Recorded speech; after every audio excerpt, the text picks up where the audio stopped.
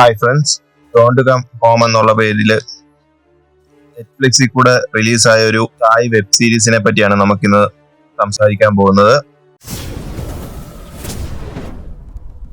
ഈ ഒരു web series കണ്ടു കഴിയുമ്പോൾ നമുക്കും തോന്നിപ്പോകും നായിക അതൊന്നും അനുസരിച്ചിരുന്നെങ്കിലും നമുക്കും തോന്നിപ്പോകുന്ന ഒരു സീരീസ് ആണ് വീട്ടിലേക്ക് വരരുത് അഥവാ ഡോണ്ട് കം ഹോം.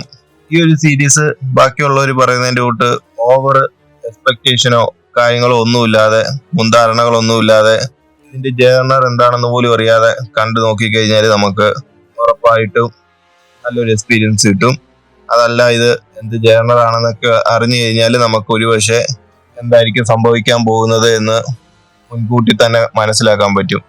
പറയാൻ കാരണം ഇതിന്റെ ജേർണർ എന്താണെന്ന് മാത്രം മനസ്സിലാക്കിയിട്ട് ഞാൻ ഈ ഒരു സീരീസ് കണ്ടപ്പം എനിക്ക് അടുത്ത വരുന്നത് എന്തായിരിക്കാം, അങ്ങനെ എനിക്ക് ഏകദേശമൊക്കെ സ്റ്റോറി മനസ്സിലാക്കിയെടുക്കാൻ പറ്റുന്നുണ്ടായിരുന്നു.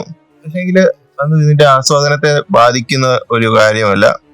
നല്ല രീതിയിൽ തന്നെ അവർ 45 മിനിറ്റ് വരുന്ന 6 എപ്പിസോഡുകളിൽ തന്നെ അവർ ഈ സീരീസ് കംപ്ലീറ്റ് ആക്കി നീറ്റായിട്ട് എല്ലാത്തിൻ്റെയും എക്സ്പ്ലനേഷനും കാര്യങ്ങളും എല്ലാം കൊടുത്തുകൊണ്ട് തന്നെ അവരിത് അവസാനിപ്പിക്കുന്നുമുണ്ട്.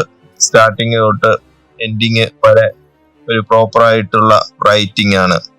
ഒരു കണ്ടിന്യൂറ്റി അതിൽ കീപ്പ് ചെയ്തു പോകുന്നുണ്ട്. അതൊക്കെ ഇതിൽ എടുത്തു പറയേണ്ടത്. ഇതിന്റെ ഓരോ സീൻസ് മാറി മറിയുന്നതും എല്ലാം കൊണ്ടും പെർഫോമൻസും എല്ലാം കൊണ്ടും നമ്മൾ ഓവർ എക്സ്പെക്ടേഷനോ എന്താണ് ഈ സീരീസ് എന്നോ അറിയാതെ കണ്ടു നോക്കിക്കഴിഞ്ഞാൽ എന്തായാലും തീർച്ചയായും ഇഷ്ടപ്പെടും. ആദ്യത്തെ ഒരു 2 എപ്പിസോഡ് കൊണ്ട് നിർത്തി പോവാതിരിക്കുക.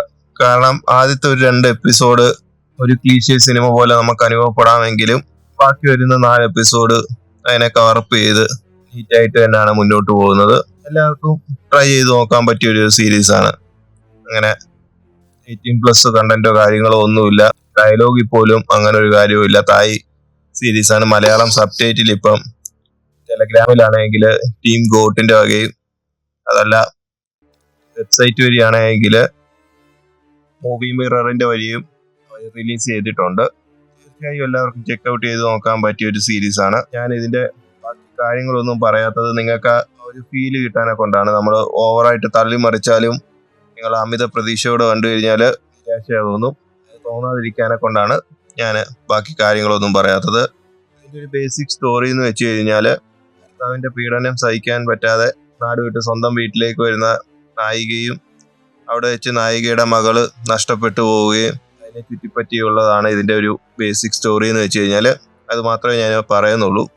ബാക്കി നിങ്ങൾ കണ്ടു തന്നെ അനുഭവിക്കുക. ഈ സീരീസ് ആരെങ്കിലും കണ്ടവരായിട്ടുണ്ടെങ്കിൽ നിങ്ങളുടെ അഭിപ്രായം കമന്റ് ബോക്സിൽ പറയുക. അടുത്തൊരു വീഡിയോയുമായിട്ട് വീണ്ടും കാണാം ഗൈസ്. ബൈ. നീ എവിടെ പരിപാടി അവതരിപ്പിച്ചാലും ഇത് തന്നെയാണല്ലോ നിന്റെ വിധി.